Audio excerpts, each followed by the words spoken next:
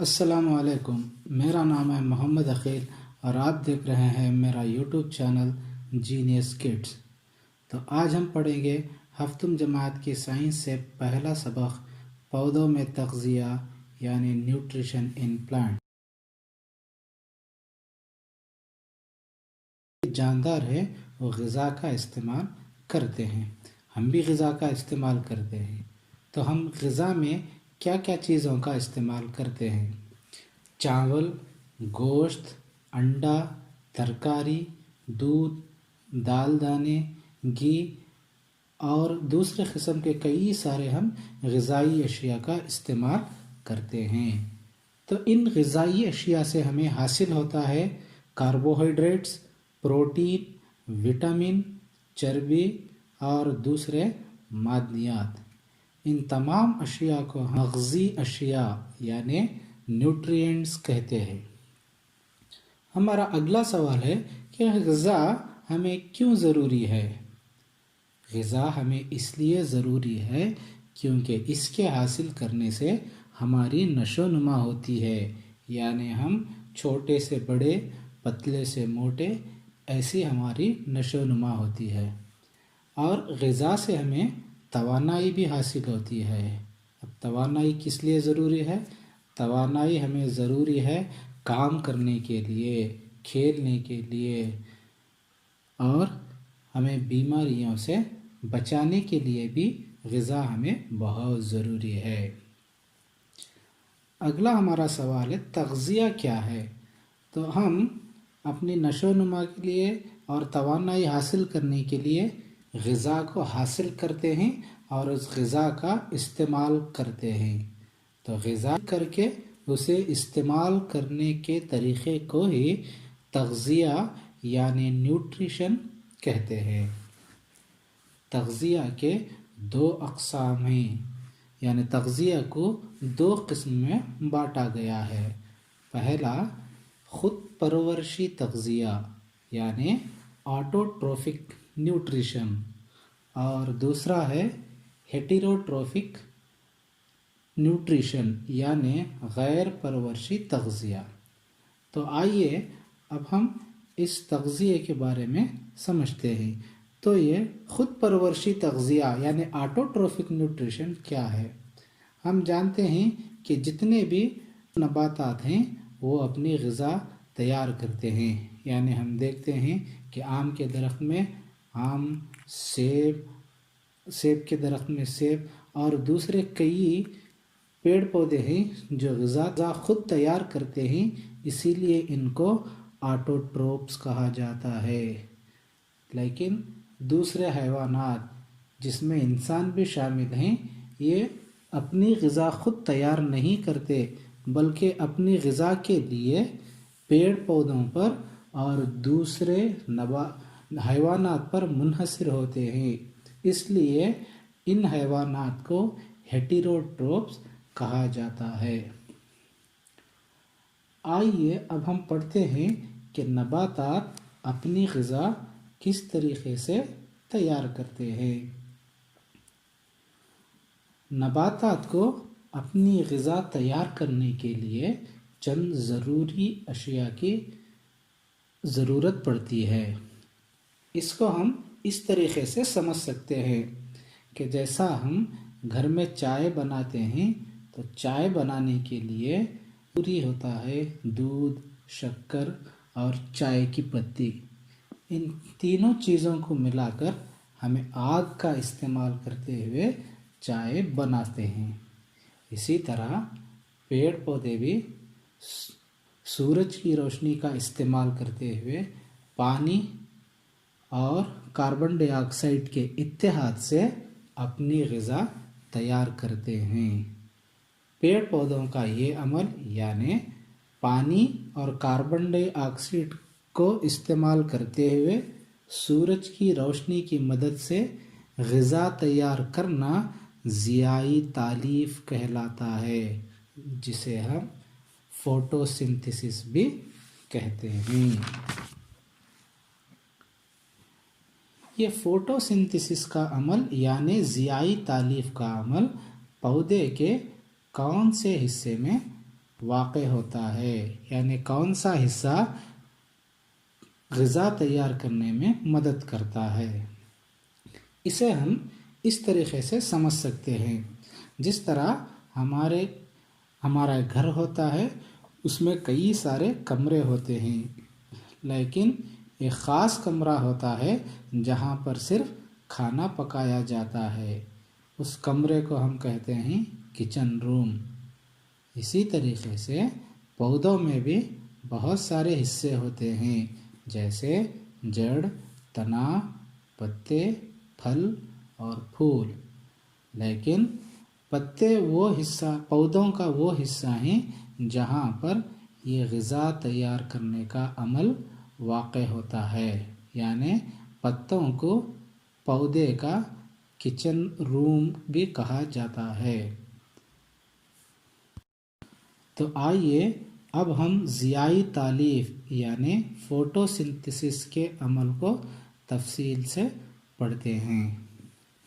سب سے پہلے ہم نے پڑھا تھا، ہم نے سمجھا تھا کہ فوٹو سنتھسس یعنی غذا کے تیار کرنے کے عمل کے لیے سب سے ضروری چیز ہوتی ہے پانی اور معدنیات۔ ان پانی اور معدنیات کو پودوں کی جڑیں زمین سے جذب کر کے پودوں کے تمام حصوں تک پہنچاتی ہیں۔ اس کے علاوہ اب پودوں کو ضرورت ہے کاربن ڈائی آکسائڈ اور سورج کی روشنی کی۔ یہ عمل انجام دیتے ہیں پتے۔ جب ہم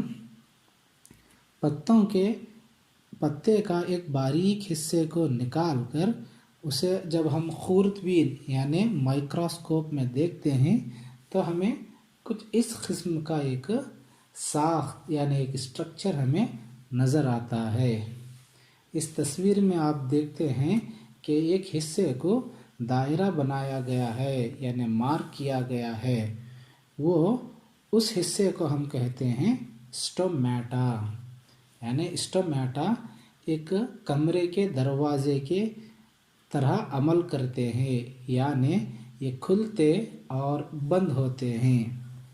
اگر اسٹومیٹا کو ہم غور سے اس کے دیکھیں تو ہم دیکھتے ہیں کہ اسٹومیٹا جب کھلتے ہیں تو اس کے اندر فضا سے یعنی ہوا سے کاربن ڈائی آکسائڈ پتوں کے اندر داخل ہوتی ہے اور آکسیجن اور پانی پتوں سے باہر خارج ہوتے ہیں۔ اس طرح اسٹومیٹا کے کھلنے اور بند ہونے کے دوران ان گیسوں کا تبادلہ ہوتا ہے یعنی ایکسچینج ہوتے ہیں۔ اس کے علاوہ اب پتوں کو ضرورت ہے سورج کی روشنی کی۔ تو سورج کی روشنی یہ کس طرح حاصل کرتے ہیں؟ پتوں کے اندر ایک سبز یعنی گرین کلر کا ایک پگمنٹ پایا جاتا ہے جسے ہم کہتے ہیں کلوروفل۔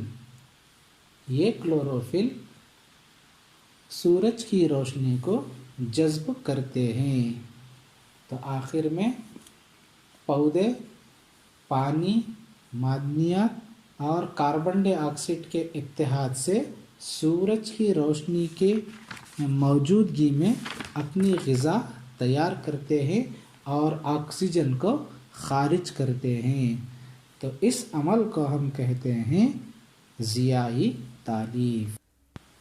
تو ہم نے سیکھا کہ پیڑ پودے اپنی غذا خود تیار کرتے ہیں، اسی لیے ان کو آٹوٹروپس کہتے ہیں، اور ہم نے یہ بھی سیکھا کہ پودے کس طریقے سے اپنی غذا تیار کرتے ہیں۔ اب ہم جانیں گے کہ حیوانات اپنی غذا خود تیار نہیں کرتے، بلکہ وہ اپنی غذا کے لیے دوسرے جانداروں پر کہتے ہیں کہ یہ حیوانات کس طریقے سے اپنی غذا حاصل کرتے ہیں۔ حیوانات کا دوسرے جانداروں سے غذا کا حاصل کرنا، اسے ہم کہتے ہیں ہیٹیروٹروفک نیوٹریشن یعنی غیر پرورشی تغذیہ۔ یہ غیر پرورشی تغذیے کو پھر مزید 3 اقسام میں تقسیم کیا گیا ہے۔ پہلا طفیلی تغذیہ یعنی پیراسائٹک نیوٹریشن، دوسرا گند خور تغذیہ یعنی سیپروفائٹک نیوٹریشن، تیسرا سمبیوسس یعنی ہم باشی کا رشتہ۔ تو آئیے ہم اب پڑھتے ہیں طفیلی تغذیہ یعنی پیراسائٹک نیوٹریشن کیا ہے۔ تو چند جاندار ایسے ہوتے ہیں جو دوسرے جانداروں کے جسم میں اپنی جگہ بنا لیتے ہیں اور انہی کے جسم سے ہی غذا حاصل کرتے ہیں۔